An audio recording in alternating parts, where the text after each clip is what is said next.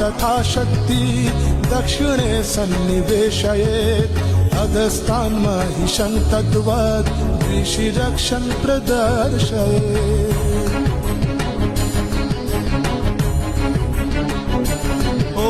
तीक्ष्णबाणं तथा शक्ति दक्षिणे सन्निवेशयेत् अधस्तान् महिषं तद्वत् ऋषिरक्षन् प्रदर्शयेत्। शिरोच्छेदोद्भवं तद्वत् दानवं खड्गपाणिना हृदि शूलेन निर्भिन्नं निर्यतन्त्रविभूषिता। रक्तरक्तीकृतङ्गं च रक्तविस्फुरिते क्षणम् निष्ठिते नागपाशेन भ्रूकुटिभीषणाननम्।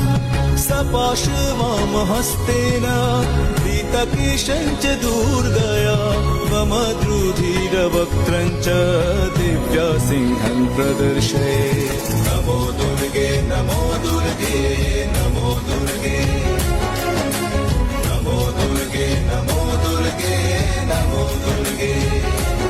शत्रुक्षयकरीं देवी दैत्यदानवदर्पहम् प्रसन्न वदनं देवीं सर्वकामफलप्रदाम्। उग्रचण्ड प्रचण्डा च चण्डग्रचण्डनायिका